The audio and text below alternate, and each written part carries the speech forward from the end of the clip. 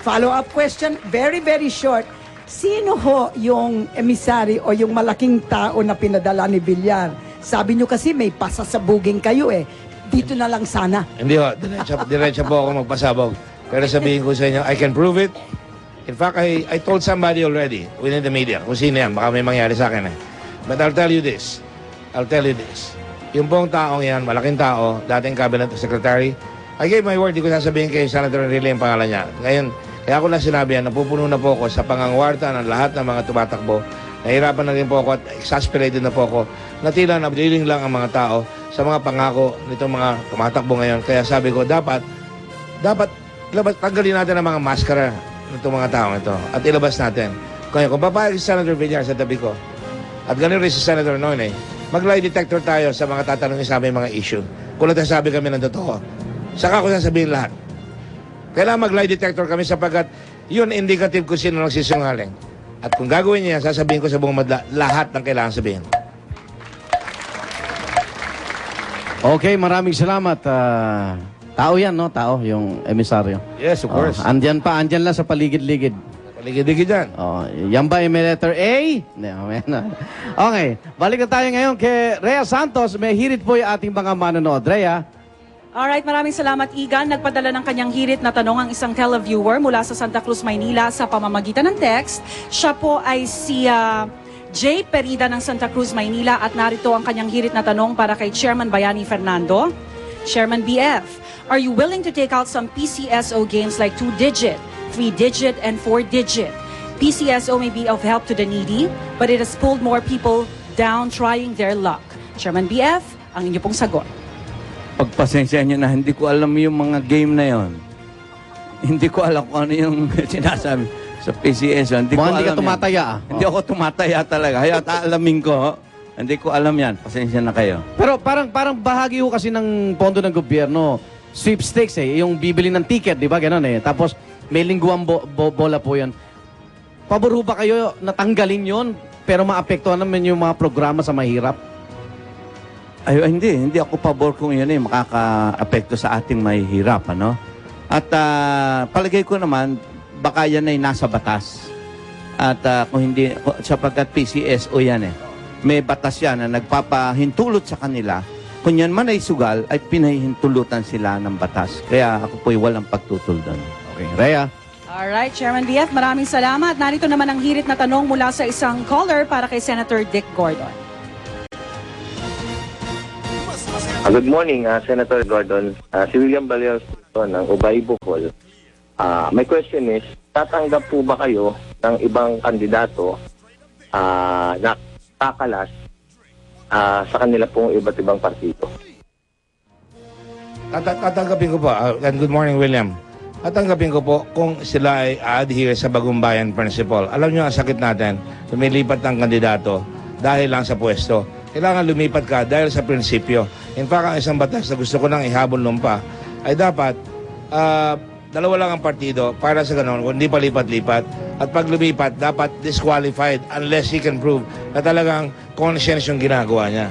Pero kung lumilipat lang siya dahil wala siyang partido ngayon at gusto niya lang sumakay, ang gusto ko, napatunayan ko na yan, pag may nagtatanong sa akin, lilipat sila, tinikilatis ko muna kung anong kakayahan. Responsibility po ng isang partido na kilitasin nila yung talagang papasok sa kanilang partido. Sapagat dapat hindi porke celebrity, hindi porke mayaman, kukunin nila ang kailangan yung gagawa ng kabutihan alinsunod sa adikain ng partido. Hindi yung kahit na sino na lamang. Alright, Senator Gordon, maraming salamat po sa inyo at sa ating mga televiewers at botante. Maraming salamat din. Back to you, Igan. Okay, maraming salamat, Rhea. May paghabol na Twitter question tayo para kay Senator Gordon. Hindi mo ba ginagamit ang Philippine National Red Cross sa iyong kampanya mula kay Rovi Ferrer, Senator? I'm a Red Cross volunteer. I've been a Red Cross volunteer for the last 43 years. Bata pa po ako, nagliligtas na ako sa landslide sa Olongo po. Nabibigay po ako ng gamot, nabibigay po ako ng pagkain. Pagka doon sa pinakahirap na hirap, hindi na sa mahirap. Kasama po ba naman mag-volunteer? I want your children to join the Red Cross. Kung yan ang nakakaganda sa kandidatura ko, pasensya na po kayo. Yung iba po, Sila Villar, sila Noynoy, they don't even join any organization. Sila puro politika. Tayo po ay nasa Red Cross for the last 43 years. We've been consistent on that. Hindi tayo nagsusugal, hindi tayo nagluloko. Pasok ako sa Senado, pasok ako sa Red Cross, pasok ako sa pamilya ko. Triangle lang po ang buhay ko, and God is in the middle of the triangle. Maring Winnie.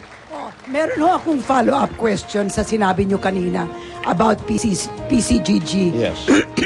And Chairman Sabio.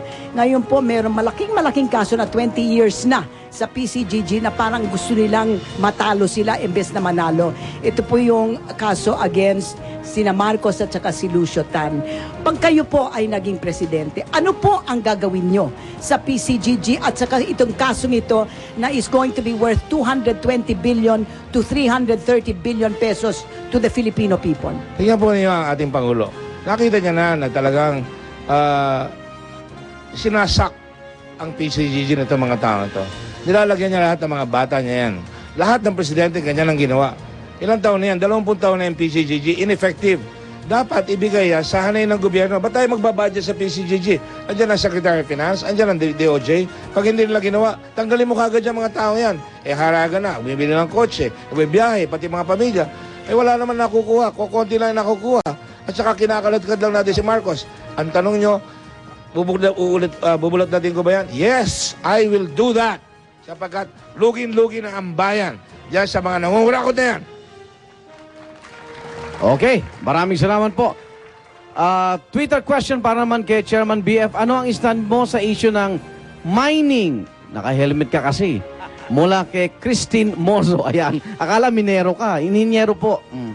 Ako po ay walang pagtutol dyan sa minahin natin yung mga kayamanang nariyan sa ilalim ng lupa. Yan po lamang isang pinakamalaking paraan para mahango natin sa kahirapan ng ating mga kababayan. Sila po'y kabahagi ng kayamanan na yan.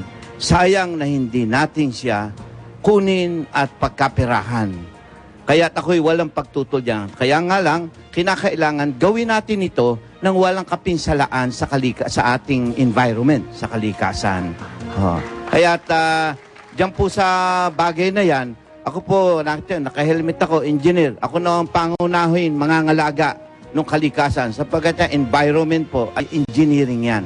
At wala akong nakikitang bagay na hindi natin pwedeng masolusyonan. Huwag tayong matakot. Ating pakinabangan, yung yaman na yan, nasa ating lahat, para sa ating lahat. Okay. Oh, yeah, Maring Winnie. Ang ibig nyo man sabihin, go ahead. Go ahead. Mon? May isang tanong lang ako kay Senator Gordon. Okay. Kasi nag-partner kami nito sa electoral report.